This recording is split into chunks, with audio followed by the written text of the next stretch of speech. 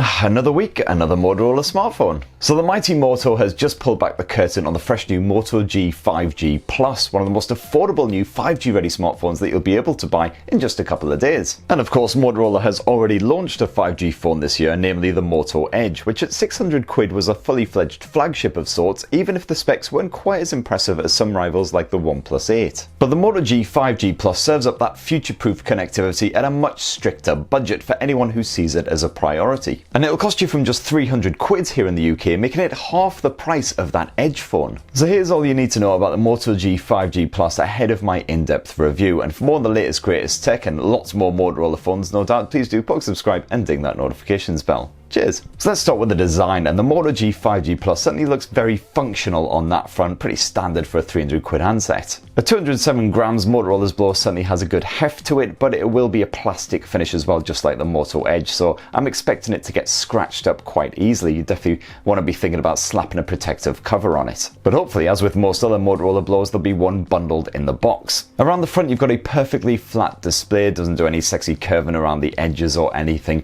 like that, but again, standard for this sort of price point, and the bezels don't look too horrendously thick. And according to Motorola, the Moto G 5G Plus is water repellent as well. That basically means it'll be splash proof, so fine for a bit of inclement British weather, but definitely don't go dropping it in your pint or anything like that. The software experience will be very similar to the likes of the Moto Edge, the Moto G8 Plus, all those other Motorola handsets. You'll get a nice stock version of Android 10 slathered on there, hopefully get an update to Android 11 without too much of a delay. And you'll have the usual Moto experiences on there, as they are termed. It's basically the Motorola app that offers all kinds of extra gesture controls and that fresh new game time mode as well. And that was introduced earlier in the year on the likes of the Moto G8 Power Lite and the Motorola Edge. It basically adds a whole bunch of useful tools for any gamers out there, such as the likes of notifications, block and resource management, stuff like that, to help keep you in the game, keep you focused. And as you kind of hope for at this sort of price point, you've also got full support for dual band Wi-Fi and a good bit of NFC action. Now, if you're looking for something to stream a bit of Netflix, Crunchyroll, whatever on the go, then the Moto G 5G Plus should hopefully serve up in the display department as well as the connectivity, because you've got a spacious 6.7-inch display, kind of similar to the Motorola Edge, except here it's an IPS panel instead of OLED. All the same, you've once again got full HDR10 support, so hopefully a nice strong contrast and natural looking colours for supported content, and it's a full HD plus resolution panel as well, so hopefully those visuals should stay reasonably crisp. More interestingly though, the Moto G 5G Plus has what Motorola terms a cinema vision display, which means it's got a stretched 21:9 aspect ratio, the same as Sony's fresh new Xperia smartphones. And that's good news when you're watching supported movies, because it means you get no letterboxing whatsoever for a nice full view finish. That said, the drawback is that any older content with that more boxy aspect ratio is kind of squished into the middle and kind of difficult to see. So if you're a fan of those classic BBC sitcoms and the like, then you might want to look elsewhere. And unlike Sony's notch-free panel on the likes of the Xperia 10 Mark II, here you do get dual punch-hole cameras housed in the top left corner, but they do appear to be quite tiny, so hopefully they won't intrude much on the action at all. And like the Motorola Edge, you'll get full support for 90Hz refresh rates as well, so when you're flicking around in menus and supported content, you'll get that nice fluid finish as well. Everything will just look super smooth.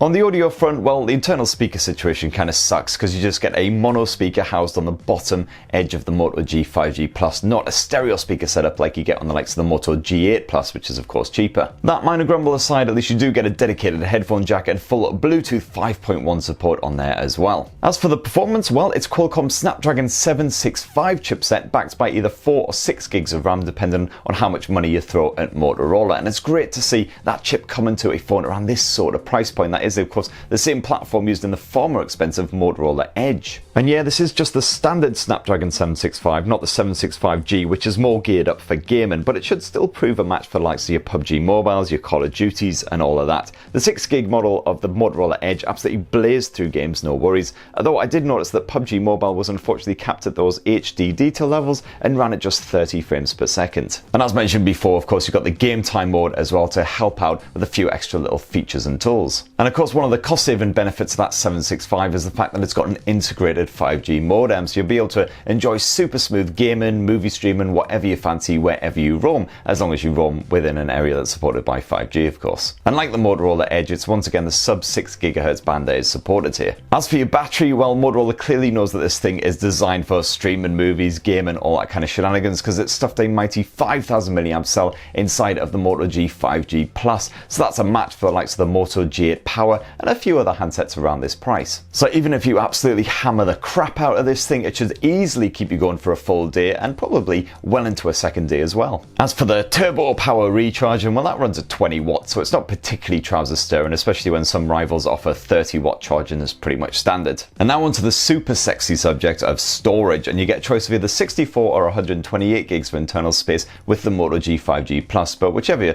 your choice, you can expand that using a micro SD memory card by slapping it into the second SIM slot. And then last up, there's the camera tech, and this appears to be the major difference between the Moto G 5G Plus and the Motorola Edge, which of course is a lot more expensive besides that OLED screen. And what you have here is a quad lens setup. It's a 48 megapixel primary lens at f1.8. That shoots at 12 megapixels by default using pixel binning, and that's backed up by an 8 megapixel ultra wide action cam. You've also got a 5 megapixel macro lens and a 2 megapixel depth sensor. And you should get the full complement of Motorola camera features as well, including a dedicated night mode and those AI shenanigans as well to help sort out any wonky shots, while you can also shoot up to 4K resolution home movies. And then of course around front you've got that dual selfie camera setup as well, a 16 megapixel primary lens which shoots at 4 megapixels by default, and then an 8 megapixel ultra wide angle lens to shoot a shot of all of your great mates once you're all finally gathered around in a virus free environment again, whenever that's going to be, friggin' 2023 or something. And I'll be fully testing out that camera tech for my Moto G 5G Plus review, so stay tuned for that. So in a nutshell, the Moto G 5G Plus sounds like a much more affordable alternative to the Motorola Edge. As long as you don't mind the fact that it's an IPS screen and probably not quite as hot camera tech, then definitely seems to be a worthy option. It'll be on sale from July the 10th, so you don't have long to wait at all. The 64GB model will be available from 300 quid from EE and O2 here in the UK,